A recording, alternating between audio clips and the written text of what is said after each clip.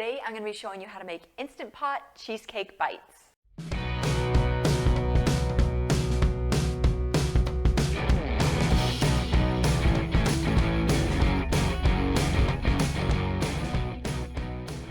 Hi, I'm Karen Peterson and I run the website 365daysofcrockpot.com. I share Instant Pot and slow cooker recipes with you for every day of the year. Here on YouTube I share an Instant Pot something with you every week, and today I'm going to be showing you how I make these Oreo cheesecake bites in the Instant Pot. It's a delicious recipe, super fun way to use your egg bite molds that you might have purchased for egg bites. So this is another great way to use that mold.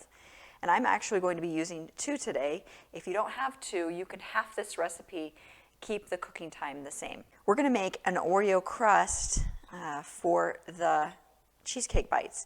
So what I did is I took 10 Oreos and 2 tablespoons of softened or melted butter, works too, and I just pulsed it really just like maybe 10 times in my blender. You could also do that in a food processor. If you don't have one of those things, then you can just do it put the Oreos in a Ziploc bag and just use a rolling pin to kind of smash those into crumbs. So that's going to be about 1 cup of crumbs. And what I did with this one already, as you can see, is I put a tablespoon of the crumbs, smashed it down in the bottom of that one. And I'll just show you what that kind of looks like. Before I do that, I'm going to just spray this real quick with nonstick cooking spray so that they pop out a little bit easier. So what I do is I just take a 1 tablespoon measuring spoon, and I'm just measuring in that, and then using the back of the spoon to push it down, and that way it will compact and be able to kind of stay together better. With the double stuffed Oreos, I kind of feel like they work a little bit better just because they have more white filling, and that kind of serves as the glue to kind of keep this crust together.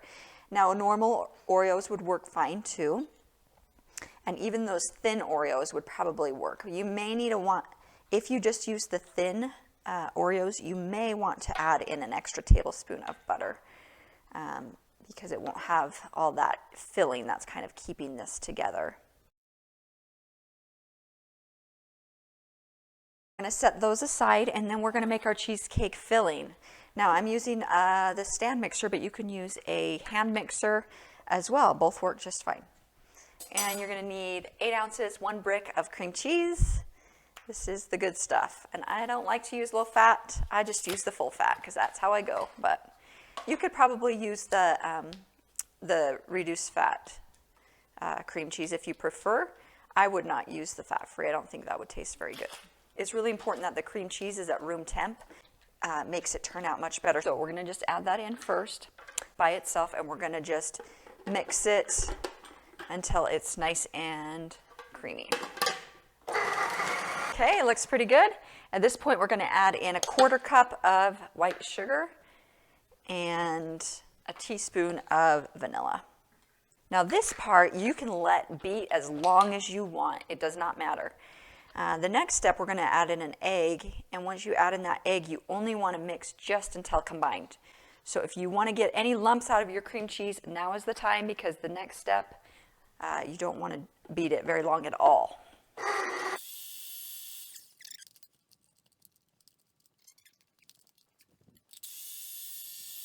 Now we're going to add in our egg.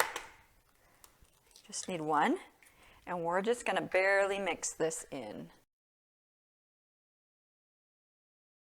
That looks pretty good. Now we're going to spoon the mixture into the cups. So I'm using this cookie scooper. It's about a tablespoon of filling into each one. Once you have the cheesecake batter all scraped into those molds, I'm going to use a little paper towel and just place it over the top, and then take a little bit of foil and put it over the top of the paper towel and kind of seal it up. This will really prevent the moisture from dripping down onto those cheesecake bites. The paper towel really soaks it up well. Add 1 cup of water into the bottom of your Instant Pot, and then place those cheesecake bites right on top of each other, on top of some sort of sling or trivet that you can lower into your pot. We'll lower that right in. Cover the pot, and then set your pressure cook button or your manual button, depending which model you own, to 8 minutes on high pressure. Once the time is up, it will start counting, and once it gets to 10 minutes, you can release any remaining pressure. Then you can remove the lid.